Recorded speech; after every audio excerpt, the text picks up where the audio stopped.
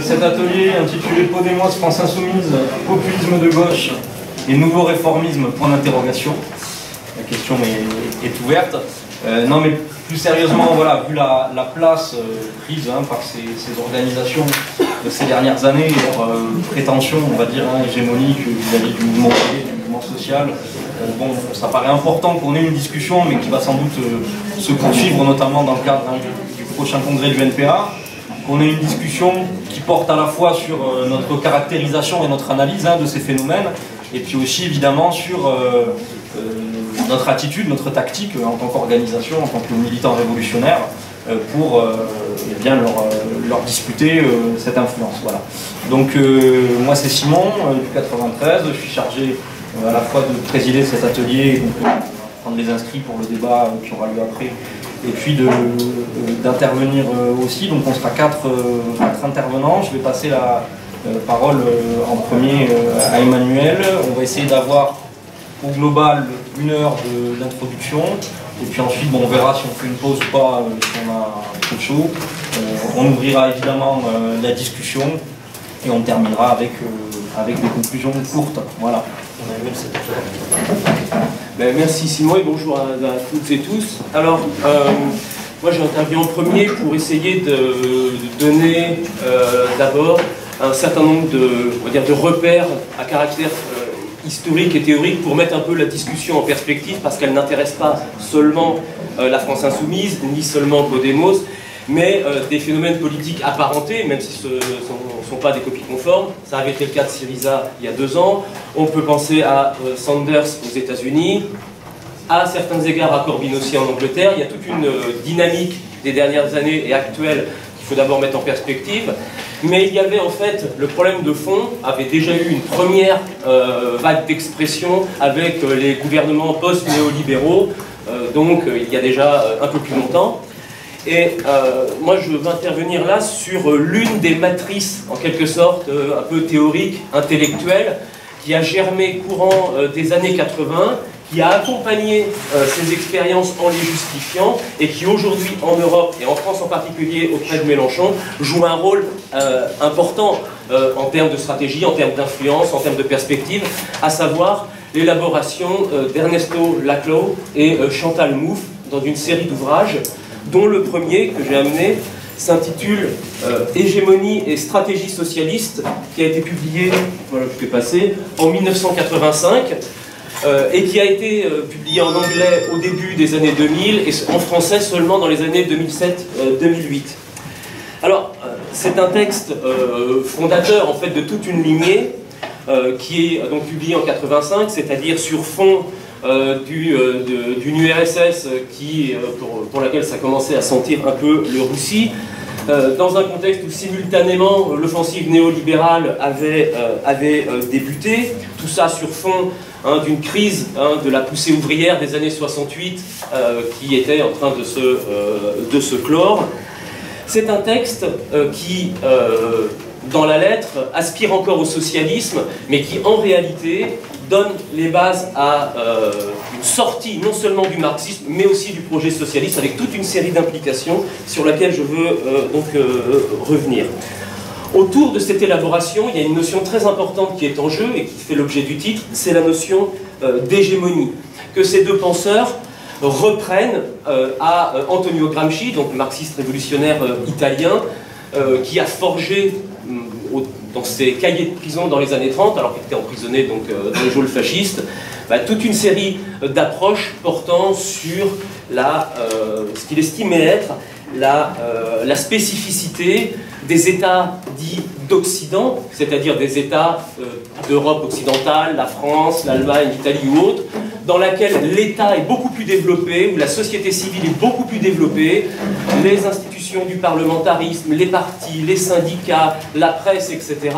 Tout ceci impliquant, selon lui, la nécessité de revoir un peu la stratégie révolutionnaire dans ces pays-là, estimant que le modèle russe, dont on parle évidemment beaucoup cette année, où l'État de type oriental, dit Gramsci, est beaucoup plus faible, l'État tsariste en l'occurrence, où donc la stratégie qui a été victorieuse en 17 ne peut pas être déclinée à ses yeux de la même façon dans les pays occidentaux. Pour le dire rapidement, cette notion d'hégémonie, ce n'est pas lui qui la forge. Elle vient des marxistes révolutionnaires russes, de Plekhanov, de Lénine et d'autres, qui, au tournant du XXe, désignaient par ce terme la capacité du prolétariat à exercer un leadership politique, jouer un rôle de direction politique au sein d'une alliance ouvrière et paysanne large, capable de mener le combat jusqu'au bout contre l'autocratie tsariste et évidemment l'exploitation à l'usine, etc., qui régnait déjà auparavant. Lénine, dans Que faire, a poussé très loin, au titre même de sa conception du parti révolutionnaire, cet objectif, développant beaucoup sur l'importance pour le mouvement ouvrier révolutionnaire de prendre en charge les tâches démocratiques, c'est-à-dire en charge de la lutte contre toutes les injustices où qu'elles se produisent dans la société. Alors Gramsci, lui, cette notion d'hégémonie, en fait, arrivé dans la situation que j'évoquais, il va la transposer pour analyser les formes du pouvoir de la bourgeoisie, les formes intellectuelles, idéologiques, et la capacité de la bourgeoisie à forger ce qu'il appelle le consensus, forger du consentement, notamment par les mécanismes parlementaires, les mécanismes démocratiques bourgeois, la presse, etc. Et que ce sont des États qui ne fonctionnent pas seulement à coups de canon, à coups de baïonnette, c'est-à-dire pas seulement à la répression, comme pouvait l'être en bonne part l'État tsariste. Alors pour évoquer une notion supplémentaire qui va nous intéresser très vite, Gramsci utilise une métaphore militaire qui à l'époque faisait partie des débats dans l'international communiste, dans les débats sur les conditions de la stratégie révolutionnaire en Occident. C'est la distinction entre ce qu'il appelle la guerre de position et la guerre de mouvement. Pour le dire simplement, la guerre de mouvement, c'est la guerre pensée en termes de grandes offensives qui doivent aboutir à l'affrontement central avec le pouvoir bourgeois, la destruction de son État et l'instauration de la dictature du prolétariat. La guerre de position, en revanche, c'est-à-dire par position, il faut entendre des tranchées, des forteresses, des places fortes, étant plutôt un type de politique qui a pour but de conquérir des positions dans l'État occidental, dans les États occidentaux existants, par exemple des postes parlementaires, des députés, éventuellement des postes gouvernementaux, des positions de ce type, et y compris dans les appareils de la culture, la presse, etc. Alors pour Gramsci, c'est ça l'élément important, c'est qu'il pensait qu'il fallait beaucoup développer la guerre de position en Occident, parce que la situation, la nature de la société l'exigeait, mais en même temps, il avait toujours en tête que cette guerre de position devait servir à préparer le mouvement, à préparer l'offensive, c'est-à-dire à être, en quelque sorte, le moment intermédiaire préparant l'instauration de la dictature du prolétariat, la prise de pouvoir par le prolétariat et l'ensemble des classes populaires qu'il appelait les classes subalternes.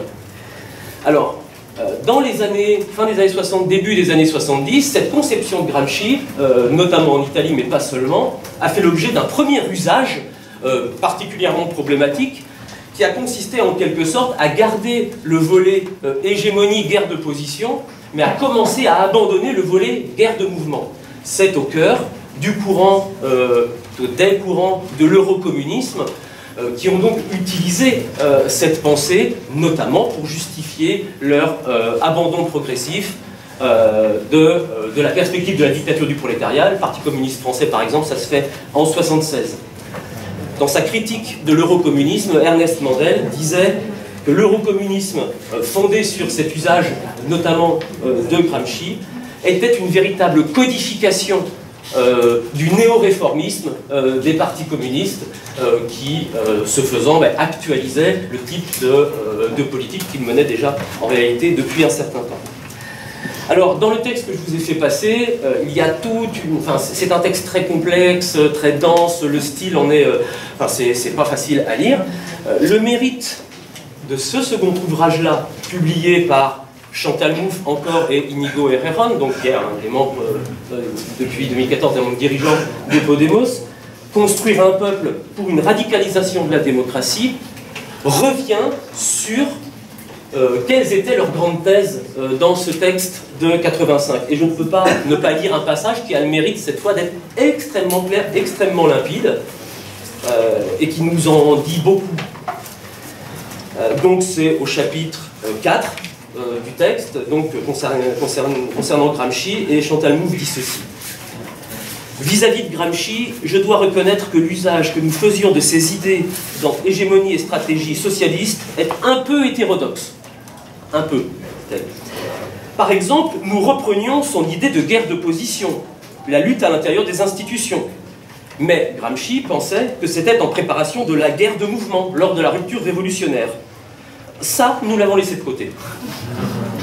Cela ne veut pas dire qu'il n'y aura aucune forme de rupture, mais que la lutte contre-hégémonique est un processus qui implique une multitude de ruptures pour désarticuler les points nodaux autour desquels l'hégémonie existante, celle de la bourgeoisie, etc., s'est consolidée. Vous voyez, là, guerre de mouvement, mais on abandonne. Donc, l'optique est très claire. Un autre exemple, je poursuis, est que Gramsci dit que le noyau central d'une hégémonie doit toujours être une classe fondamentale, et nous avons écarté cette idée. Donc, deuxième volet, abandon du point de vue de classe, et évidemment du rôle central de la classe ouvrière là-dedans. Alors, et elle poursuit en disant « Honnêtement, je crois qu'en le faisant, nous ne sommes pas infidèles à Gramsci. » Autrement dit, le double abandon et de la perspective révolutionnaire et du point de vue de classe, semble n'être qu'une infidélité mineure, on va dire. Un flirt, peut-être. Bon. Et elle dit « Je suis convaincu que si Gramsci avait vécu à notre époque, il serait arrivé à une conception semblable à la nôtre. » Ce dont on peut, naturellement, profondément débattre. Alors, il est important, ça me semblait important de commencer par cela, parce qu'après ça va avoir des déclinaisons très concrètes. Dans un texte intermédiaire qui s'appelait « L'illusion du consensus », publié en 2005, elle redit clairement qu'elle refuse l'idée d'une politique révolutionnaire traditionnelle, et elle insiste, et c'est une formule que je reprends, elle insiste sur son allégeance au principe de la démocratie pluraliste.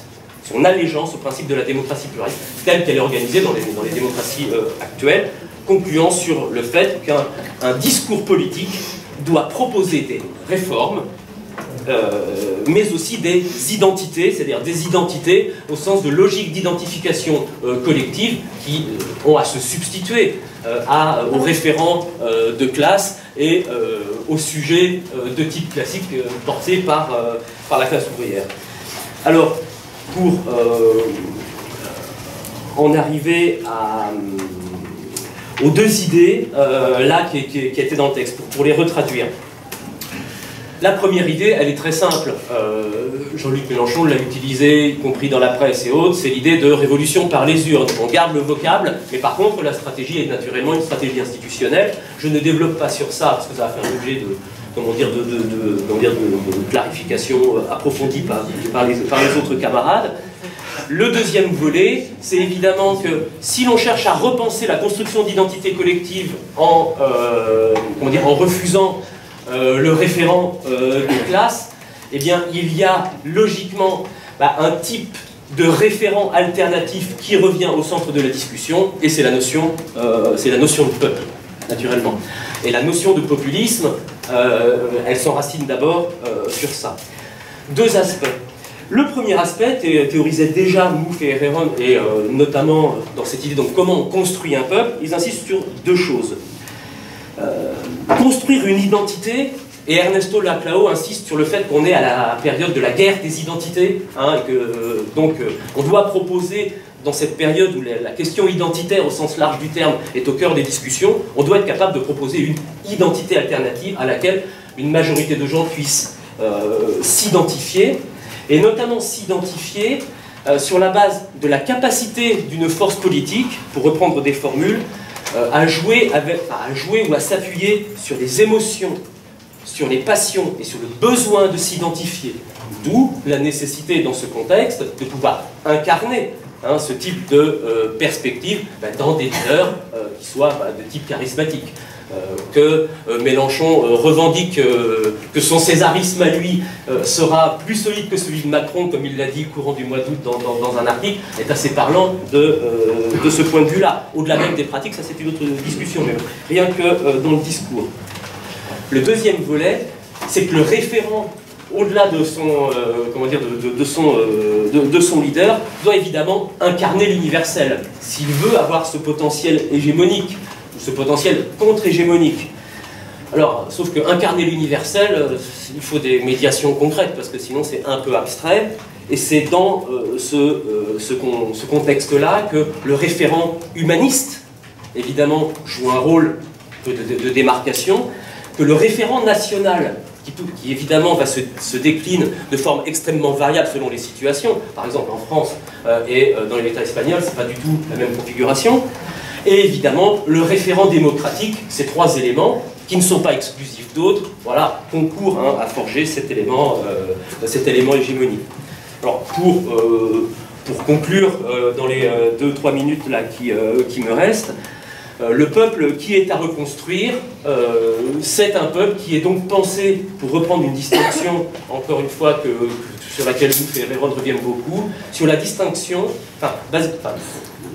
ce peuple doit repartir d'une grande distinction qui est la distinction entre nous et eux, ce qui est une version en fait très atténuée de la distinction ami-ennemi qu'ils reprennent notamment un philosophe qui a fait parler de lui pour toutes sortes de raisons dans les années 30, à savoir Carl Schmitt. Le nous, c'est les 99%, c'est le peuple. Le eux, c'est le 1% de l'élite, des oligarchies, des castes, etc. etc. Par-delà les clivages gauche-droite, qu'il juge en partie obsolètes, évidemment sans frontières de classe. Ce qui distingue, en définitive, le populisme dit de gauche, par opposition au populisme au pluriel de droite ou d'extrême droite, c'est non seulement cette référence à l'humain, cette référence humaniste à la démocratie, et d'autre part, un discours antilibéral et centré sur l'oligarchie financière. Voilà. Pour terminer sur 3 points rapides, alors le premier, il existe bien un Gramsci après et indépendant de Laclos et Mouffe, et l'une des tâches des marxistes et des révolutionnaires aujourd'hui, c'est de se réapproprier ce Gramsci qui, dont la version chez ces penseurs et les courants qui les animent est extrêmement problématique. Et il faut voir l'importance que représente quelqu'un comme Chantal Mouffe. Tout le monde écrit sur elle, hein, pas simplement Libération ou l'Humanité, c'est Le Figaro, c'est Le Monde, etc. Puisqu'elle est présentée comme celle qui chuchote à l'oreille de Mélenchon. Hein. Le lien direct, évidemment, avec la discussion. Donc ça, c'est un premier point. Le second point, l'enjeu de cette discussion, c'est évidemment la force et l'impact des illusions dans la démocratie bourgeoise que ce type d'approche continue malgré tout d'entretenir. Donc comment nous, tout en dialoguant avec les sentiments extrêmement contrastés et les formes très variées de conscience politique, de conscience de classe, de tous ceux qui sont politisés dans la dernière période, on met en avant la nécessité d'être extrêmement clair sur ce terrain-là pour éviter d'entretenir des illusions à terme qui seront funestes. Troisièmement, la question n'est pas simplement d'être critique, c'est évidemment quelle est la capacité dont on dispose aujourd'hui pour renouer avec la capacité hégémonique d'une classe ouvrière et d'un mouvement ouvrier qui sont en crise de longue date, mais qui sont en reconstruction et qui de toute façon sont à reconstruire. Et pour ma part, je vois dans la campagne qu'a menée Philippe au printemps les germes d'une contre-hégémonie pour le XXIe siècle, mais qui soit fondée sur des bases de classe. Et enfin, pour terminer, en reprenant une formule de Daniel Tanuro dans un de ses articles récents sur Mouffe et Laclos, il faut garder la lucidité sur le fait que le type de phénomène politique, malgré toute la spécificité de la situation, des coordonnées actuelles, renvoie quand même un type de positionnement assez ancien. Tanuro disant dans cet article, on est quand même face à, je cite, du très vieux vin dans une nouvelle outre. Voilà.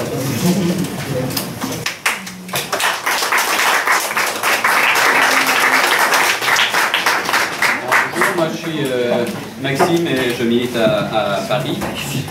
Donc moi je vais intervenir pour essayer de montrer qu'il s'agit ce néo-réformisme est un réformisme en rupture avec les anciens réformistes qui se réclamaient au moins dans la forme de l'héritage du marxisme. Donc la théorie et la pratique du populisme de gauche, qui est d'ailleurs un sujet à l'université d'été de la France Insoumise de hier, animée par Chantal Mouffe d'ailleurs. Donc cette théorie-là relègue au second plan, pour ne pas dire rejette, comme on l'a vu, un bon nombre de concepts fondamentaux du mouvement ouvrier. Donc contrairement à des organisations réformistes passées, telles que d'ailleurs assez récemment le PS d'avant 81, il n'y a pas, au moins dans les productions de la France Insoumise, tout le vernis marxiste qu'il pouvait y avoir avant. Alors, je préviens que mon intervention va être centrée plutôt sur la France Insoumise que je connais mieux. La discussion pourra voir s'il y a des choses différentes pour Podemos.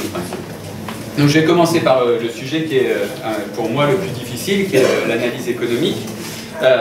Donc les anciennes organisations réformistes se réclamaient économiquement de l'analyse de Marx dans les formes. Les textes du PS dans les années 70 commençaient par la nécessité pour les capitalistes de rétablir le taux de profit. Donc voilà, c'était très dans la forme, il n'y avait pas de conclusion pratique à ça, mais au moins ils s'en réformaient. Et alors que dit par exemple Mélenchon sur la crise? Donc il dit que ce sont des politiques d'austérité absurdes qui sont responsables de la crise, le blocage des salaires, les coupes dans les dépenses publiques, qui dépriment la demande, du coup les carnets de commandes des entreprises se vident, si bien que la production se contracte et que l'investissement des entreprises chute. Celles-ci préférant investir sur les marchés financiers. Donc si ce diagnostic est juste, ces remèdes à Mélenchon sont parfaitement adaptés. Il faut augmenter les salaires, les dépenses publiques, ce qui permettra de re-remplir les carnets de commandes et de faire redémarrer l'économie. Donc avec cette analyse, pas la peine d'en finir avec le capitalisme, il faut en finir avec les politiques néolibérales, absurdes, et tout le monde, ou presque, sera gagnant, salariés, entrepreneurs, etc. Donc les seuls qui seront perdants dans cette affaire, c'est les méchants financiers qui spéculent sur le terreau de la crise. Donc Mélenchon se présente lui comme l'expert en bon capitaliste. Voilà, et on voit bien qu'avec cette vision, l'exploitation capitaliste n'est pas si atroce en fait si on a des bons patrons. Donc voilà, dans cette production-là, l'analyse marxiste de la crise est totalement mise à la poubelle. Il n'y a plus, comme on peut le faire dans les jours de fête d'autres organisations qui se revendiquent de l'héritage du marxisme, l'analyse de crise en termes de baisse tendancielle du profit. Donc voilà, moi, je pense qu'il est important de bien comprendre que le système entre en crise quand les capitalistes ne sont plus capables d'extorquer suffisamment de plus-value par rapport à la masse du capital investi. Donc c'est ce que Marx appelle la suraccumulation du capital, à laquelle conduit la loi fondamentale de l'économie politique, à savoir la loi de la baisse tendancielle du taux de profit. Donc Marx explique que le fonctionnement normal du système conduit les capitalistes à utiliser de plus en plus de machines et de moins en moins de travailleurs et de travailleuses. Or, c'est l'exploitation capitaliste des travailleurs et des travailleuses qui est la seule source de profit, pas les moyens de production. Donc le résultat, c'est que le taux de profit moyen diminue, et l'enchaînement causal est le suivant. Quand le profit diminue, l'investissement diminue, la croissance ralentit, et le chômage augmente. Donc toute cette analyse de la société marxiste ne figure plus du tout dans le programme de la France Insoumise, par exemple, et c'est en cela que malgré toutes les mesures progressistes qu'il y a dans son programme, on doit faire la démonstration que ces réformes keynésiennes sont une impasse irréalisable et que pour obtenir ces mesures, il faudra lutter en s'auto-organisant, etc. Voilà. Une bonne preuve de ça, c'est le PS en 83. Donc au centre de la machinerie capitaliste, se trouve l'exploitation capitaliste. Et cette exploitation n'est pas fondamentalement remise en cause par les néo-populistes de gauche. Il s'agit de, je cite, réaliser la transition vers une société plus douce et donc plus égalitaire dans ses rapports sociaux. Ça, c'est Mélenchon dans son programme. Donc, c'est-à-dire de rendre plus doux le système capitaliste. Alors, je pense qu'il y a une erreur profonde d'analyse, parce que les rapports sociaux sont façonnés par l'exploitation, et que toute amélioration obtenue par une lutte de classe pour la classe des exploités sera toujours remise en cause par les capitalistes à la moindre occasion si on ne sort pas du système capitaliste. Voilà. Donc, là, les néopopulistes perdent tout, ça va bien dans le sens de ce que racontait Emmanuel, toute cette analyse de classe et de lutte permanente des capitalistes pour établir le taux de profit. Donc là, il y a une perte par rapport aux réformistes, au moins dans la forme, parce que finalement, dans le fond, c'est bien la même chose. Maintenant, je voulais parler du rapport à la classe. Donc voilà, dans la théorie du populisme de gauche, le peuple donc remplace la classe, comme on a dit. D'ailleurs, Mélenchon écrit de même que le parti est la forme d'organisation vouée à la classe sociale, le mouvement est la forme d'organisation liée à l'existence du peuple, aux pulsations de son activité et aux formes spécifiques de son auto-organisation. Donc il souhaite une auto-organisation du peuple. Mais comme la production capitaliste engendre des classes aux intérêts antagonistes, comment ce mouvement peut-il résoudre cette contradiction? Moi j'en déduis que en fait, résoudre cette contradiction n'est pas un objectif du tout, et que l'objectif est donc juste le capitalisme à visage humain. Mais en fait, là aussi, à mon avis, c'est encore une erreur d'analyse, puisque l'exploitation la plus grande possible des travailleurs et des travailleuses, c'est pas une méchanceté de la part des capitalistes, c'est une nécessité. C'est une survie pour les entreprises.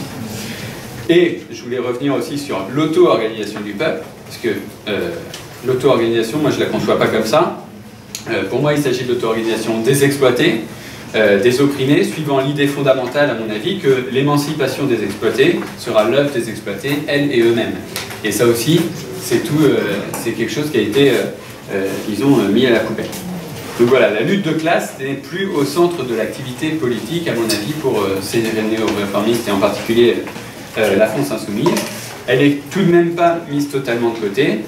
Beaucoup de dirigeants et beaucoup de militants et de militantes que je côtoie disent qu'il s'agit de marcher sur les deux jambes, avec d'un côté le combat institutionnel et le mouvement social. Donc ils ne parlent pas de lutte de classe, ils disent de mouvement social, donc c'est beaucoup plus large. Voilà. Donc le mouvement ouvrier est une forme du mouvement social, une seule. Donc voilà, la lutte de classe est en fait un outil pour faire pression sur l'Assemblée nationale, mais pas le lieu où la politique se joue de façon centrale. Donc là encore, il n'y a plus la vision du marxisme que c'est par la lutte des exploités, par leur organisation pour faire avancer les luttes, pour les faire converger, que les exploités se politisent, prennent conscience de leur force, de la puissance de la grève et créent enfin leurs propres organes de pouvoir. Donc il s'agit bien ici pour les néo-réformismes d'un outil pour le parlementarisme. La France Insoumise est d'ailleurs, la politique de la France Insoumise est d'ailleurs complètement compatible avec celle des directions des grandes centrales syndicales. Les quelques journées de mobilisation isolées sans lendemain, si elles sont suffisamment grosses, permet de faire bouger un parlement et ça leur convient très bien comme perspective politique. Donc on voit là, par rapport à d'autres organisations dont est issue en fait la France Insoumise, qu'il y a toute la perte du vernis marxiste et du vernis de lutte de classe. Voilà, donc la lutte de classe et le marxisme n'est plus une référence, même si de temps en temps, dans les grands jours de fête, il peut un peu réapparaître, mais souvent en fait finalement en ne parlant que du matérialisme historique qui est un peu plus globalement accepté. Donc là j'ai un exemple qui date du 11 juillet à l'Assemblée nationale, où Mélenchon répond à l'attaque d'un député La République en Marche, qui le qualifiait de crypto-marxiste. Et donc Mélenchon s'en défend en disant que crypto ça veut dire caché, et que lui s'en cache pas, et qu'il s'inscrit dans le matérialisme historique. Bon, il s'agit quand même d'un matérialisme historique bien particulier. Donc il dit tout d'abord que la lutte de classe est un fait, donc ça ok, voilà. Mais qu'il lutte pour qu'elle reste civilisée, et qu'une classe n'écrase pas l'autre complètement, mais pour qu'il y ait cohabitation. Donc en période où la classe dominante est de plus en plus dominante et en veut toujours de plus en plus, c'est progressiste, ça reste progressiste puisque ça défend la classe dominée. Mais en période pré-révolutionnaire, par exemple, qu'est-ce que ça peut donner ce genre de raisonnement? Voilà. Enfin, je voulais revenir les théoriciens et les théoriciennes du populisme de gauche qui rejettent dans le marxisme, et là je cite, un essentialisme de classe. Donc c'est vraiment une mauvaise compréhension du marxisme parce que justement Marx a théorisé la classe pour soi, la classe en soi, voilà, et l'apparence, l'apparition, la disparition des classes, etc. Et en particulier Chantal Mouffe veut rompre avec la classe ouvrière. Alors en effet, elle reproche au courant marxiste et social-démocrate d'aborder, je cite encore, le socialisme en fonction des besoins de la classe ouvrière. Donc c'est ça qu'elle reproche à ces mouvements-là. Donc voilà, le nous, le peuple, est défini en opposition à un ennemi qui lui n'est pas vraiment défini, mais seulement décrit par toutes les luttes hétérogènes qui peuvent exister dans le monde. Donc en fait, théoriquement, il n'y a pas de lien obligatoire entre exploiteur, oppresseur et cet ennemi qui est construit autour du leader. Donc il est évident qu'avec cette théorie, tout le pouvoir se joue dans les parlements, où le peuple fantasmé par cette théorie peut être uni. Et du coup que le gouvernement des travailleurs et des travailleuses n'est plus du tout un objectif, même lointain, etc. Alors, cette auto-organisation abandonnée, des exploités, des exploités, des opprimés, en fait se décline aussi dans la forme d'organisation politique de ces mouvements. Donc on a vu que pour Jean-Luc Mélenchon, le parti s'est voué à la classe et le mouvement au peuple. Voilà, donc ils choisissent le type mouvement. Donc Podemos et la France Insoumise ont tous les deux des leaders charismatiques et ça participe, donc, comme tu l'as dit, à la fédération du dit peuple. Enfin, ça permet de se fédérer autour d'un leader contre un ennemi qui est défini aussi par le leader. Voilà. Et bon, bien sûr, toutes les militants et les militantes, et heureusement, de la France Insoumise ne sont pas béates et béats devant Jean-Luc Mélenchon, mais c'est quand même lui toujours et son entourage qui en dernière instance décide et impulse. Le 23, voilà, c'est impulsé par Jean-Luc Mélenchon et sa direction. Alors, sur l'organisation démocratique, donc la France Insoumise n'a pas de statut par exemple. Il existe seulement une charte pour la création des groupes d'appui, une charte de 20 lignes, sans aucun fonds politique. Il y a une vague référence au programme L'Avenir en commun, mais c'est tout.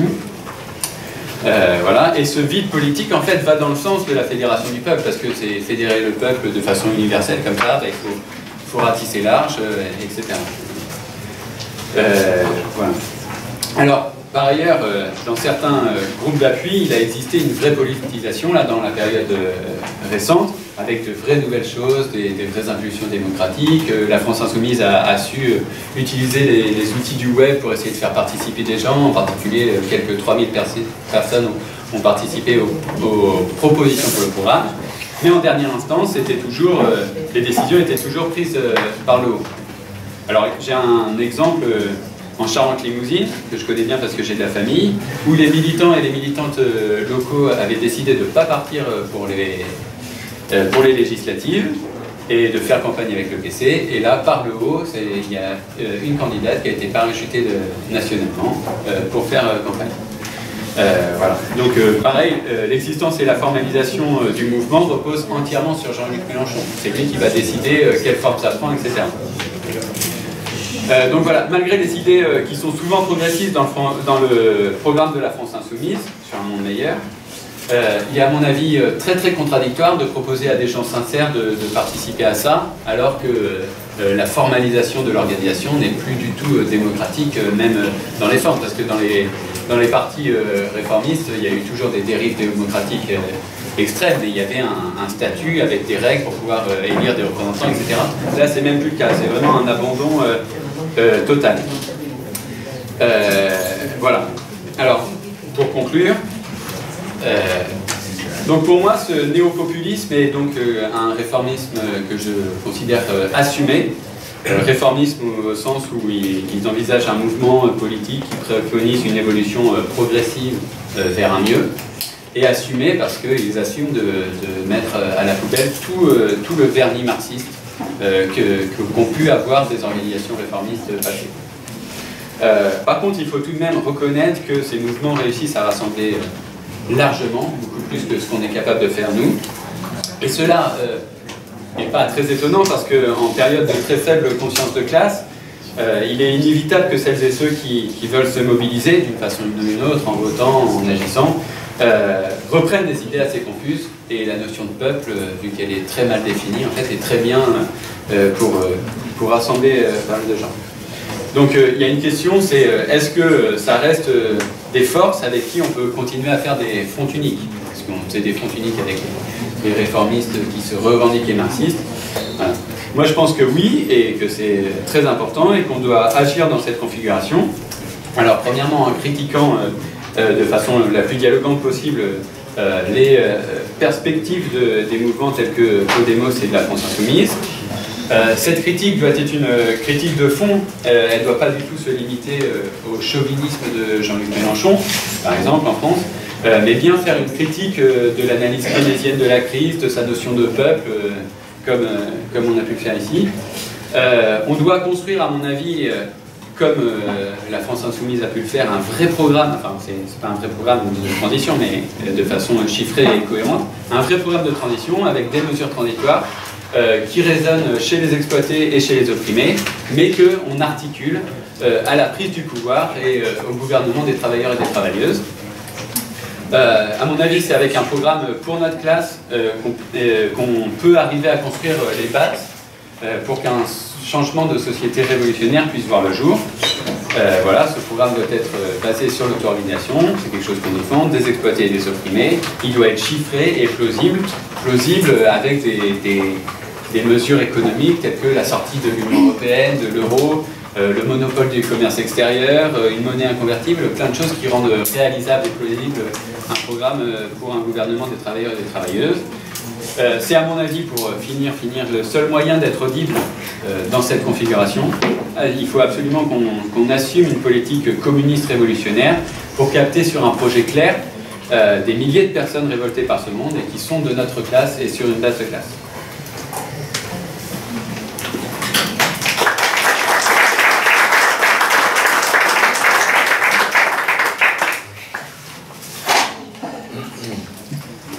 Donc oui, moi c'est Simon du 93. Je voulais intervenir sur 3 points qui vont peut-être en partie recouper des choses qu'ont dites les camarades précédemment, mais ça montre qu'il y a des niveaux d'accord importants dans le NPA malgré nos différences, donc ce sera quelque chose de positif.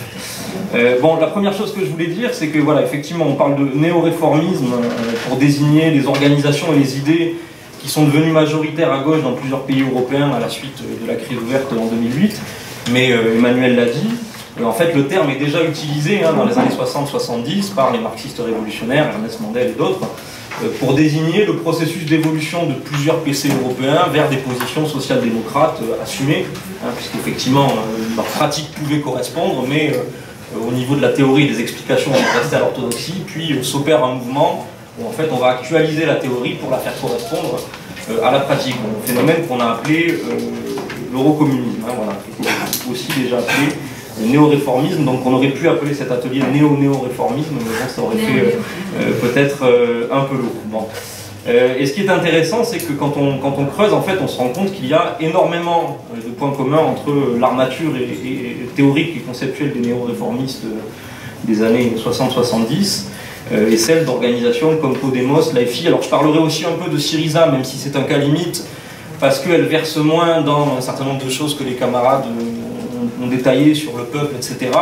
Mais voilà, et continuer de se référer explicitement au socialisme, à la classe ouvrière, etc. Mais présente quand même un certain nombre de points communs. Pourquoi c'est intéressant de se pencher sur ces similitudes, évidemment pour déconstruire, voilà, comme ont commencé à le faire les camarades, le discours et la mécanique intellectuelle de ces courants, mais je crois aussi parce que ça permet de ne pas se faire avoir par les prétentions à la nouveauté et le récit que ces courants ont construit sur eux-mêmes. C'est-à-dire que quand on les écoute, ils vous racontent une espèce de success story. Nous sommes des gens intelligents, voilà, on est docteur en sciences politiques par Louis Iglesias, on a vachement bien compris comment il fallait prendre, quelles étaient les techniques de communication pour que ça marche. Et c'est grâce à ça en fait qu'on est arrivé à rassembler vachement de gens, à créer des mouvements de masse, alors que la vieille gauche sclérosée avec ses drapeaux rouges, elle se trimballe encore son folklore et elle n'a rien compris. Bon, en fait c'est beaucoup plus compliqué que ça, puisque ce qu'il raconte c'est effectivement pas très nouveau. et qu'ils empruntent un certain nombre de choses à des courants qui leur sont antérieurs. Bon, le premier point commun sur lequel je voulais insister, c'est sur la définition de l'ennemi. Chez les eurocommunistes des années 60-70, l'ennemi, ça n'était déjà plus le capitalisme ou la bourgeoisie, mais c'était les monopoles, voilà, les trusts. En fait, ces gros trusts perturbaient le juste fonctionnement de l'économie, ils piétinaient les libertés démocratiques. Donc la discussion, c'était pas comment on en finit avec le capitalisme, mais c'est comment on isole et on détruit le pouvoir des monopoles. Bon, alors, le capitalisme s'est un peu réorganisé depuis, donc aujourd'hui, le discours néo-réformiste actuel, c'est pas l'ennemi, c'est pas les monopoles, mais c'est la finance. Mais ça revient un petit peu au même, parce que c'est toujours l'idée, en fait, qu'il y a une partie parasitaire du système capitaliste, voilà, quelques gros bonnets, quelques gros poissons, qu'on pourrait amputer, cette partie malsaine du capitalisme, et qu'ensuite, une fois que ce sera amputé, on retrouverait un fonctionnement plus juste, plus sain, dans lequel effectivement tout le monde pourrait vivre en bonne entente et recevoir la juste rétribution des efforts qu'il a consentis. Voilà. Et alors le deuxième point commun, du coup, mais qui est symétrique avec les eurocommunistes, c'est que du coup, le moteur de la transformation sociale, c'est plus les travailleurs ou le prolétariat, mais c'est tous ceux qui sont contre, alors soit les monopoles à l'époque, voilà, ces courants-là, dans leur texte, ils parlaient de constituer une alliance anti-monopoliste, soit aujourd'hui, donc tous ceux qui seraient opposés à la finance. Bon. Par exemple, dans la résolution du premier congrès de Syriza, en 2013, on lit les forces du salariat, les chômeurs, les travailleurs indépendants, et alors c'est là que ça se gâte, les petits et moyens paysans et les petites et moyennes entreprises forment tous un bloc social ayant des intérêts différents de celui des dominants. Bon, je ne sais pas si vous croisez souvent des moyens patrons, mais un moyen patron dans la nomenclature économique française, c'est quelqu'un qui peut employer à peu près jusqu'à 200 salariés. Bon, ça va être assez difficile d'expliquer qu'ils ont des intérêts communs avec les chômeurs, les forces du salariat, et différents de celui des classes dominantes. Bon. Un peu de la même façon, dans les textes de Podemos, notamment la résolution politique qui a été adoptée au congrès de Vista Alegre, du courant Iglesias, on parle de bloc historique. Voilà, c'est ce qu'expliquait Emmanuel, on prend des trucs à Gramsci. Bon. Mais par contre, on ne sait jamais qui compose le bloc historique. Est-ce que c'est. Alors, qui y a dedans, c'est même pas dit. Est-ce que c'est autour de certains groupes, classes ou quoi? C'est encore moins dit. Bon. Et puis, Jean-Luc Mélenchon, c'est peut-être celui qui va le plus loin dans ce mouvement-là, puisque, voilà, comme l'a expliqué Maxime, là, c'est même plus les travailleurs doivent s'allier avec d'autres classes où il faut constituer un bloc. C'est le peuple, voilà, c'est tout le peuple qui est l'acteur, qui doit être l'acteur de cette guerre contre la finance. Bon, et tout ça, c'est évidemment une vision complètement fausse du fonctionnement du capitalisme et des mécanismes de domination de la bourgeoisie. Le capital financier, aujourd'hui, il est étroitement imbriqué avec ce que ces gens-là appellent l'économie productive, le capitalisme productif. PSA fabrique des voitures, mais en fait, c'est aussi une banque. D'ailleurs, ils réalisent à certains moments la majorité de leurs profits sur des opérations financières. Les petites et moyennes entreprises, voilà, souvent on essaie de nous faire pleurer en parlant de l'épicier du coin, du coiffeur, etc. Mais en fait, pour beaucoup, elles appartiennent à des grands groupes où elles ont des liens étroits avec eux. Et donc, c'est évidemment absolument impossible de pratiquer une incision dans le fonctionnement de l'économie capitaliste qui retirerait la partie malsaine financière de la partie qui serait saine, en tout cas avec laquelle on pourrait composer, productive et loyale. Le seul moyen de concilier tout ça, c'est évidemment de ne pas remettre en cause le fonctionnement de l'économie capitaliste. Et alors effectivement, pour justifier ou théoriser un petit peu cette tentative en fait de conciliation, de compromission de classe, puisque c'est bien de ça qu'il s'agit, aux travailleurs, en fait vous avez les mêmes intérêts que un patron d'une entreprise de 100 ou 200 personnes. Effectivement, on va emprunter un certain nombre de notions à Gramsci. Bon, il y a, voilà, ce que je lisais tout à l'heure des textes de Podemos ou de Syriza, bloc social, bloc historique, mais évidemment on emprunte en les déformant allègrement, comme l'a expliqué Emmanuel, puisque dans la conception qu'ont ces mouvements-là et leurs théoriciens de ces notions d'hégémonie, de de blocs historiques. On n'est plus effectivement dans une stratégie de rassemblement des forces dans et pour la lutte de classe, autour du prolétariat, voilà, qui va diriger la lutte contre le bloc bourgeois, la lutte politique, mais aussi idéologique et culturelle.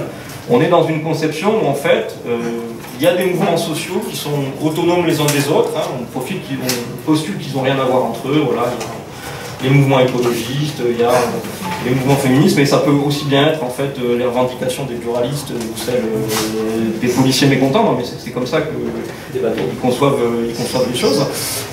Et donc, il s'agirait de voilà, juxtaposer, rassembler. Hein, l'hégémonie, ce serait la juxtaposition et l'addition de ces différents mouvements, de ces différents mécontentements. Et donc pour cela, au travers évidemment de la figure d'un leader charismatique, et en utilisant les fameux signifiants flous. Hein, donc les signifiants flous, c'est voilà, le peuple contre l'oligarchie, donc des notions derrière lesquelles chacun peut entendre un peu ce qu'il veut, pour que comme ça, on ne choque personne et on rassemble des choses qui sont contraires. Bon.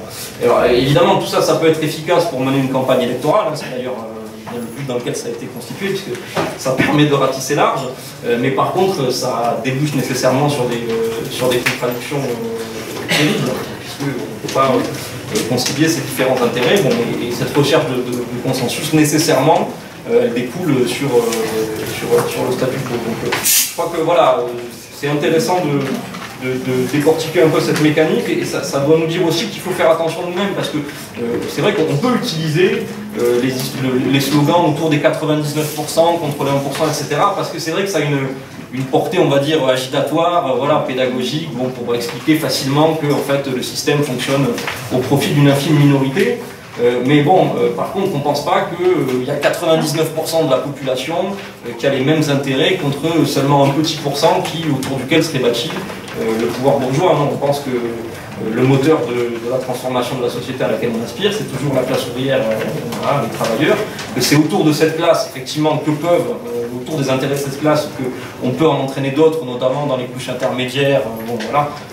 Mais par contre autour effectivement de l'hégémonie de la classe ouvrière, et que à contrario, le pouvoir bourgeois, malheureusement, c'est pas, ça nous arrangerait, mais c'est pas une tête d'épingle 1%, c'est tout un réseau avec un appareil d'État, des relais intellectuels, médiatiques, etc. Et donc oui, il y a plus de 1% de cette société qui est malheureusement intéressée à la persistance des mécanismes de domination. Voilà. Alors, une fois qu'on a dit tout ça, je vais essayer d'accélérer un peu. Voilà, force est de constater que dans plusieurs pays européens, ce sont devenus la force politique majoritaire au sein de notre classe, devançant ou reléguant à la parfois à la marginalité électorale les sociaux-libéraux. Donc, comment on peut expliquer ça? Je crois qu'il y a un écueil à éviter, mais qui a deux faces. Il ne faut pas se laisser, comment dire, éblouir par la force qu'auraient les idées et les discours. C'est-à-dire que c'est ça que racontent les populistes de gauche sur eux-mêmes. On y arrive parce qu'on est bon, parce qu'on communique bien, etc. Mais de manière similaire, bon, notamment dans les articles de lutte ouvrière, on trouve un peu ça aussi. Ils disent en fait ils y arrivent parce que ce sont des bons menteurs, des manipulateurs habiles qui arrivent à tromper leur monde, quoi. Ils arrivent bien à tromper les salariés.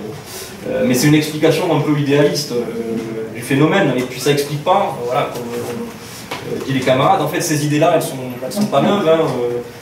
Laclau, Mouffe, ils écrivent dans les années 80, dans les années 90, bon, Ben Saïd polémique avec eux au début des années 2000, et en fait c'est que 20 ans ou 15 ans plus tard, selon le pays auquel on se réfère, que ces idées-là se sont traduites ou ont trouvé un écho dans des organisations, voilà, des courants de masse. Et donc moi je crois qu'on ne peut pas expliquer ça sans partir, voilà, de la crise du capitalisme ouverte en 2008, de la violence des politiques austéritaires, du choc voilà, qu'elles ont eu sur les travailleurs d'un certain nombre de pays européens en termes d'abaissement brutal du niveau de vie, de limitation des droits démocratiques, du rejet instinctif que ces politiques ont provoqué, du fait que ce rejet-là ne pouvait pas être capté nécessairement par les sociaux-libéraux qui avaient participé à leur mise en œuvre, que d'autres appareils politiques ou organisations du mouvement ouvrier dans des situations de crise et de décomposition qui les empêchaient de capter cette audience, et que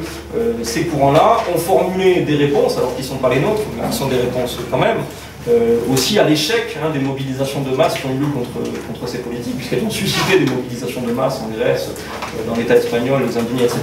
Mais des mobilisations qui n'ont pas réussi à bloquer la machine, malheureusement. Et donc, ces courants-là ont formulé une réponse qui est de dire, bah oui, la mobilisation, ça ne marche pas, on a autre chose à vous proposer. Vous allez voter pour nous, on va mettre en place un bon gouvernement qui va prendre les bonnes mesures pour le bon peuple.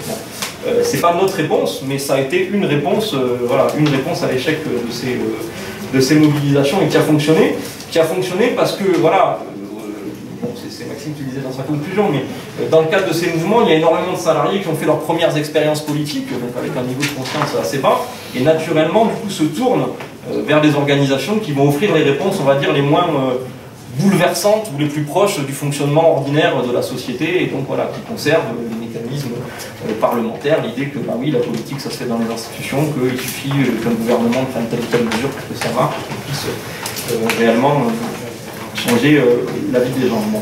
Donc voilà, du coup la question clé à mon avis pour lutter contre ces phénomènes-là, c'est bien la question du niveau de conscience et de son élévation. Et je crois, alors, il y a l'attitude et la tactique qu'on peut avoir vis-à-vis de tout ça. Bon, il y a deux écueils. Le premier, je ne le développerai pas parce que c'est pas le débat entre nous, c'est le débat avec les camarades d'ensemble. C'est de penser qu'on pourrait, en allant jouer les conseillers du prince, comment dire, modifier le but et la nature de ces organisations, bon, alors que en fait c'est tout le logiciel qui est mauvais. On ne leur fera pas faire le contraire des objectifs qu'elles se sont elles-mêmes fixés. Donc, plus le fait que de toute façon leur forme organisationnelle permette que très peu d'y défendre une politique. Donc, ça c'est le premier écueil, mais le deuxième, voilà, c'est de penser qu'il suffirait, alors le travail qu'on fait là est très important, parce qu'il faut le faire aussi, mais ça ne suffira pas. C'est de penser qu'il suffirait de dévoiler leur nature et de donner des explications pour les combattre et faire reculer leur influence. Mais tout important qu'il est, ce travail-là, il peut toucher qu'une petite partie des milieux qu'ils influencent.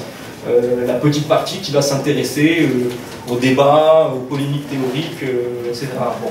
Et y compris, malheureusement, le fait même, et ça c'est ce qu'on a vu avec l'expérience grecque, le fait même que des courants de ce type-là arrivent au pouvoir, trahissent et se cassent la gueule, ne produit pas mécaniquement une prise de conscience ou un accroissement des forces des organisations révolutionnaires. Bon, en Grèce, quels que soient les choix de construction tactique qui a été fait par les camarades avec lesquels on était en relation, que ce soit de l'extérieur d'Antarcia ou de l'intérieur d'Andéa, en fait, aucun des deux n'a connu une croissance significative à la suite de la trahison de Syriza. Pourquoi? Parce que pour que cette conscience puisse progresser significativement, il aurait fallu que, à l'échec de ces courants-là,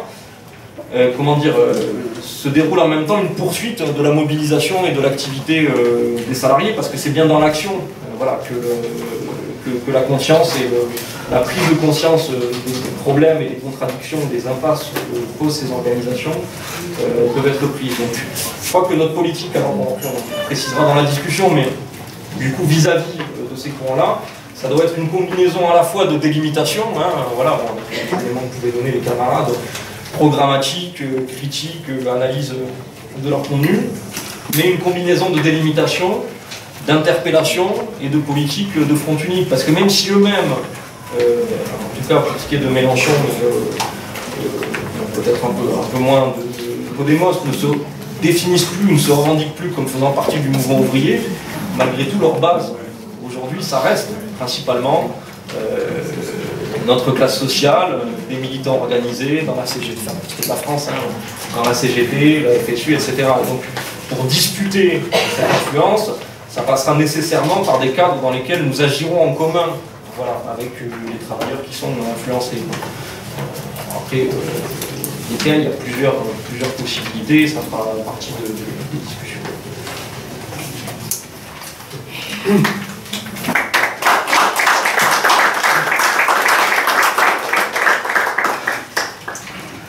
Bien, donc pour continuer par Léon Crémieux.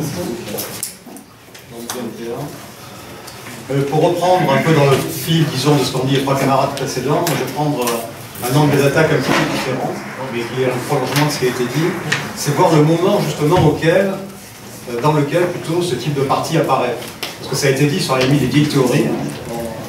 Donc le problème à un moment donné, c'est que pour des vieilles théories commencent à devenir un petit peu des forces matérielles, il faut qu'il y ait une série d'autres phénomènes qui puissent se produire.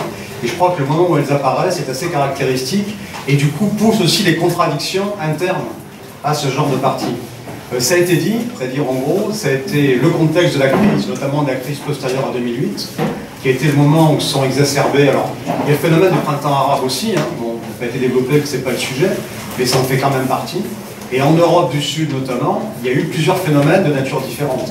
Il y a eu Syriza, il y a même eu aussi Cinque Stelle en Italie, qui même s'il est de nature différente, traduit en partie aussi un phénomène identique en termes de crise d'institutions, et donc Podemos, et beaucoup plus récemment, la France Insoumise, les candidatures de Mélenchon. Mais il faut bien comprendre que, disons, le terreau sur lequel des organisations comme ça se construisent, c'est évidemment les dizaines d'années de politique d'austérité, qui de fait réduisent les conditions de vie, attaquent les droits sociaux dans toute une série de pays d'Europe. Là-dessus, bon, évidemment, c'est pas la peine de développer tellement ça ici, mais surtout, non seulement ça aggrave la vie quotidienne, mais ça fait aussi largement perdre confiance dans la capacité des structures politiques et institutionnelles à non seulement améliorer la situation des gens, mais même à maintenir un niveau de vie correct, un niveau d'emploi, un niveau de santé, de retraite et autres. Et en gros, par rapport à des périodes antérieures dans lesquelles il y avait toute une mythification après-guerre qui s'était faite, y compris le consensus social autour d'idées de progrès, disons d'État, disons social, bon, d'État qui fournissait une série de biens sociaux à la population. Là, on est entré, et c'est le paroxysme a été atteint dans la dernière décennie, dans une société qui assume elle-même qu'en gros, la société, c'est le risque, c'est la précarité, et en gros, il n'y a aucun avenir possible, stable, pour les populations. C'est pour schématiser sous le terme d'Uber-société de manière largement excessive. Notre président actuel, Macron, en élisant l'exégèse la plus complète, mais en gros, c'est ça qu'il y a derrière. Et ça crée forcément, non seulement la précarité, mais ça crée aussi, comme c'était le cas dans l'État espagnol, de l'indignation. C'est-à-dire où l'indignation apparaît notamment lorsqu'il commence à apparaître que face à une grande majorité, c'est de là que vient l'histoire des 99% de, disons, Occupy Wall Street aux USA, face à une immense majorité qui vit dans la merde, qui est au chômage, qui n'a pas de boulot, qui n'a pas de logement, qui a des conditions de vie précaires par rapport à sa famille et à ses enfants, et une minorité d'oppresseurs qui, eux, par contre, ont la capacité d'accumuler non seulement au pouvoir, mais des fortunes, disons, colossales. Et avec un système de corruption, de tout le système politique, institutionnel, des représentants élus dans les institutions. Ce fondement-là est un fondement qui s'est largement développé de manière plus importante dans la dernière décennie. Et c'est ça qui donne le fondement, non seulement à ce qui s'est passé dans pas mal de pays, dans les printemps arabes, ça a été ça, la classe Tahrir, la Tunisie, c'était aussi ça qui en était la base, et en Espagne, dans l'État espagnol, en Grèce et en France, ça a été ça aussi, avec le Nouveau également, avec une série de mouvements, où il y a interprétation entre les mouvements sociaux de résistance traditionnels et des mouvements d'indignation sur la façon dont fonctionne la société. Et ça, évidemment, le corollaire, c'est l'incapacité maintenant, qui est un fait nouveau, des partis traditionnels, qu'ils soient sociodémocrates ou traditionnellement bourgeois, à arriver à maintenir le consensus idéologique qui permet que la société fonctionne. Ça a été dit auparavant par les camarades, une société fonctionne pas uniquement à coup de trick, elle fonctionne forcément aussi par rapport à une aliénation idéologique qui entraîne certains consensus idéologiques maintenus par des partis dominants. Et ce qui est entré en crise ces dernières années, c'est ça. Et c'est ça, y compris même en France, c'est pas le sujet forcément, et on ne comprendrait pas, y compris l'élection de Macron ces derniers temps, si on ne comprenait pas, y compris cette perte totale de confiance et de capacité, disons, du fonctionnement bourgeois à gouverner comme d'habitude. Donc ça, c'est la base, et elle est fondamentale. Et paradoxalement, la crise, évidemment, c'est aussi celle des partis sociaux-démocrates, ça a été dit. Podemos est apparu en 2004, enfin pas Podemos, plutôt le 15e, car le mouvement qui a été, disons, la base sociale de Podemos, est apparu en 2011 sous la gestion de Zapatero, qui de fait était une gestion d'austérité social-démocrate du PSOE dans l'État espagnol. Y compris l'irruption électorale de France Insoumise ces derniers temps, évidemment, c'est aussi le bilan concret de la politique de Hollande et de Valls. C'est-à-dire, en gros, une crise profonde de la social-démocratie, donc qui entraîne évidemment là-dessus, y compris une perte de crédibilité postérieure et consécutive aussi à la perte de crédibilité des partis staliniens, eurocommunistes ou pas. Donc ça, c'est la base de ce truc. La base, donc, y compris, c'est une base qui, à la limite, est la même sur laquelle nous avons la volonté de construire aussi une alternative anticapitaliste révolutionnaire. C'est ça qu'il faut comprendre. Car c'est une base qui est l'état des lieux objectif de la situation sociale et de la situation politique. À partir de là, eux, la capacité qu'ont eu ces mouvements, en comprenant que là-dessus, on ne va pas détailler, mais ces différents Podemos et ces différents Français Insoumises, c'était à un moment donné, dans le prolongement, mais aussi sur la base de l'échec, les deux sont vrais, de mouvements sociaux très importants, d'arriver à proposer ce qui apparaissait comme une alternative politique globale. Alors là, pour les plus anciens, d'ailleurs plus anciens mais un petit peu, il faudra qu'il y ait un changement de paradigme dans les années 2010-2020 par rapport à la décennie antérieure. Avant, les thèses qui étaient un peu majoritaires, il y avait certaines thèses comme celle de Negri-Holloway, qui disaient finalement, le problème c'est pas le pouvoir. Le problème c'est par en bas, on va être capable d'organiser la société, de créer des espaces de pouvoir et arriver de manière petit à petit, disons cumulative, à se transformer le monde par en bas. Le bilan des expériences, disons, antérieures, y compris disons réformistes, et y compris le bilan de politique d'austérité, montre que ça c'est pas vrai. Le problème, c'est le problème du pouvoir. Alors, à partir de là, donc ça c'est un point, on va dire positif, qui a s'opposé le problème du pouvoir, le problème d'une stratégie pour arriver à prendre le pouvoir, renverser le système. Là où forcément il y a un glissement, c'est ce qu'ont expliqué les camarades antérieurs, c'est-à-dire qu'à la place d'avoir une stratégie qui comprenne et analyse l'État, et les vraies contradictions sur lesquelles repose la situation, il y a eu un glissement qui s'est de fait approprié les oripeaux de l'eurocommunisme, de Berlinguer, du PCI et de partis antérieurs, qui dit finalement le problème c'est pas l'État est neutre à la limite. Le problème, c'est ceux qui sont accaparés l'État, les politiciens véreux, et ce sont des forces financières, de fait, qui monopolisent, y compris stérilisent la production, les capacités d'innovation au niveau technique industriel. Donc il y a un glissement sur la nature de classe de l'État, en fait, il faut renverser l'État. L'idée, ce qu'il faut, c'est occuper l'État, prendre l'État, et arriver à écarter, disons, ceux qui sont en gros les mauvais, les éléments nocifs, les 99 face aux 1%. Et c'est là où, d'un mot d'ordre qui est positif, on dérive évidemment vers une idée qui est fausse.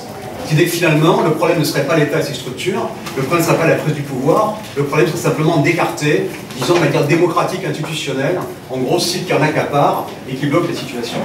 Donc ça, c'est un phénomène qui est important à comprendre, mais en comprenant que, par exemple, dans l'État espagnol, ça s'est appuyé en 2011, 2012, 2013 sur des mouvements sociaux très importants. Il y avait non seulement le 15e, mais en 2012-2013, il y a aussi les Marais, qui de fait ont été des mouvements puissants dans la santé, dans l'éducation, qui eux portaient des exigences, qui étaient des exigences sociales, des exigences de revendication, de transformation, de justice sur une série de questions. Donc, à partir de là, évidemment, je ne vais pas détailler parce que je ne sais pas combien de temps il reste. 8 minutes, ça. Là où c'est intéressant, à partir de là, c'est quels sont les glissements qui s'opèrent. Dans Podemos, il y a eu un débat stratégique, et il y a toujours un débat stratégique. Entre des camarades, justement, qui sur des bases anti-révolutionnaires, disent le problème, c'est pas la caste, le problème, c'est la structure de l'État. Et la stratégie qu'on doit avoir n'est pas qu'une stratégie de communication et une stratégie de fait gagnemos, c'est-à-dire en gros, on va gagner, mais une stratégie qui permette de s'appuyer sur la réalité du monde social pour que ce soit lui qui soit le moteur réellement de la transformation et que la transformation s'attaque aux sources du problème. C'est un vrai débat. En face de ça, le débat porté par Herón et Iglesias, même s'il y a des nuances, y compris des schismes entre les deux dirigeants principaux de Podemos, c'est autre chose. Le problème d'une stratégie dite intelligente, comme ça a été dit, en gros, l'aspect malin, communicatif, etc., des uns comme des autres, mais pour une stratégie qui est très fine et finalement habile en effet sur la communication, sur une série de thèmes qui sont en avant, mais avec un paradoxe évident, deux paradoxes évidents. Le premier, c'est que dans cette stratégie-là, le mouvement social n'existe plus. Et ça, c'est encore plus vrai chez la France Insoumise que chez Podemos. Le mouvement social n'existe plus, c'est-à-dire en gros, il y a eu des mouvements, il y a eu des marais, d'accord ? Et maintenant, nous sommes la réponse politique. Et la réponse politique que nous faisons, ça a été dit sur l'affaire, disons, y compris des transversalités et des revendications, ce n'est pas d'être à la synthèse, y compris de transformer de manière combative, y compris les aspects sociaux partiels qui peuvent exister, les luttes des femmes, les luttes sur le logement, les luttes y compris nationalitaires qui sont dans l'État espagnol. Au contraire, c'est de les neutraliser, faire comme si elles n'existaient pas, et finalement proposer une solution soi-disant globale, ce sont les théories de Mouffe, qui de fait, en annihilant y compris ses particularités, propose une solution, elle, supérieure. Alors en France, c'est grâce au chef, mais de fait, dans l'État espagnol, c'est aussi malgré tout en respectant le pacte de la Moncloa. Parce que bon, alors on est beaucoup plus ancien, le pacte de la Moncloa, quand même un pacte qui en gros dit on ne pourchasse pas de fait les bourreaux du franquisme, on laisse la République, on laisse la monarchie en place, et de fait, on accepte un consensus, force syndicale, force politique. Et c'est ce pacte de la Moncloa qui a volé en éclats dans les années 2008-2010, et sur lequel s'est construit, y compris le 15e, et s'est construit Podemos. Mais néanmoins, le retour aujourd'hui stratégique que font des dirigeants de ces partis-là, c'est-à-dire finalement on accepte ça, y compris sur la Catalogne et sur la fête de l'homme catalan, c'est une position pratiquement agnostique, malgré tout, de dire bon, nous on est pour l'unité de l'État espagnol, et sur toute une série de questions sociales, c'est en gros, de fait, ne pas mettre en avant les questions sociales comme étant porteuses elles-mêmes du mouvement. Et du coup, au même moment, y compris quelqu'un comme Iglesias dit il faut en effet faire une guerre d'opposition. en disant, parce que malgré tout, il y avait une tactique pendant des années, disant nous allons gagner, avec une mystique présente en France aussi sur nous allons être majoritaires. Tous ceux qui ont vu la tête de Mélenchon le soir du premier tour montraient paradoxalement qu'il y croyait au fait qu'il allait passer au deuxième tour. Et il croyait qu'il allait gagner. Et du coup, il y croyait parce qu'il a fait croire à tous ceux qui votaient pour lui qu'il allait gagner. Le problème, c'est que cette politique-là a ses limites. Parce que forcément, lorsque tu ne gagnes pas, il faut dire ce que tu fais le lendemain. Et le problème, c'est que ce que tu fais le lendemain, c'est qu'en pratique aujourd'hui, la politique menée par exemple par Podemos, mais qui est menée aussi par Mélenchon, n'est pas une politique de construction d'un rapport de force sociale et politique, pas du tout. Parce que si c'était ça, par exemple, ce qu'il ferait, mais qu'il ne fait pas, c'est-à-dire, voilà, le 12, c'est fondamental, le 12 septembre, il faut qu'on s'organise partout de manière unitaire dans toutes les villes pour le succès du 12. Il faut après créer le rapport de force qui permet de faire reculer le gouvernement sur la loi travail. Non, lui, il appelle à une manifestation après la prononciation des ordonnances. Ce qui montre bien que son problème à lui n'est pas la construction du rapport de force, c'est la construction de ce rapport de force politique à lui par rapport aux échéances sénatoriales, européennes, municipales qui peuvent arriver derrière. C'est pas en gros être un outil et une arme pour le combat social et politique, c'est finalement être un agglomérat qui permet qui va voir les gens, d'accord, en disant votez pour moi, suivez-moi, et sûrement pas organisons tous de manière à combattre et à bloquer les attaques patronales et les attaques du gouvernement. Donc la contradiction est là par rapport au mouvement social. Le mouvement social n'a pas de place dans les stratégies, que ce soit celle d'Iglesias et Reyron, comme celle de Mélenchon. Et pour ça d'ailleurs, pour Mélenchon, ça suppose un respect vraiment complètement veule des politiques et des directions syndicales. Pour ceux qui s'en souviennent, en 2010, il y a bien longtemps, il y avait de fait un soutien, y compris de Mélenchon, aux politiques menées de fait à l'époque par la direction de la CGT. Bon, c'est vieux, mais ça continue à exister encore. Et aujourd'hui, c'est le même problème. Il dit, les syndicats font leur boulot, moi je fais le boulot politique. Mais y compris, il n'y a pas, disons, de manière, volonté de œuvrer pour changer.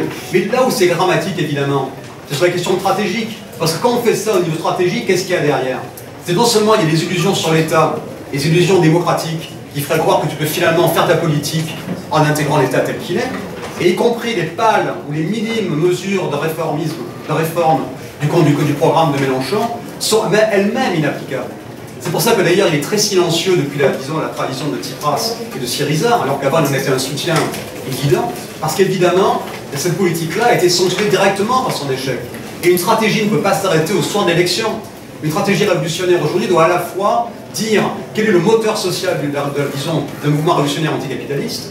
Bon, et ça, ce moteur-là, forcément, ce sont les missions sociales, ce sont les travailleurs, ce sont les exploités, mais y compris aussi toutes les luttes, en effet, que lui prétend représenter.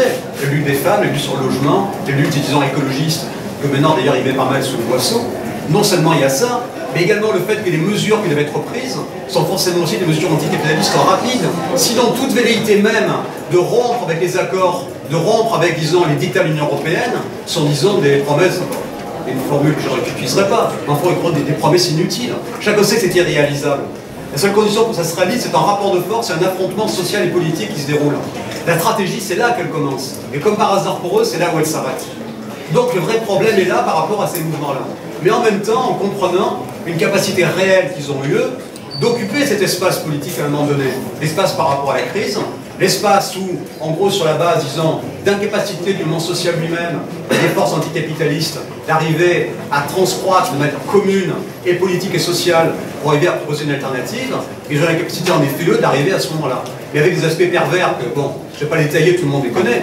C'est notamment en France, y compris à la différence de Podemos, là, disons, y compris Mélenchon, lui se moule totalement dans les habits de la Ve République qu'il prétend abolir.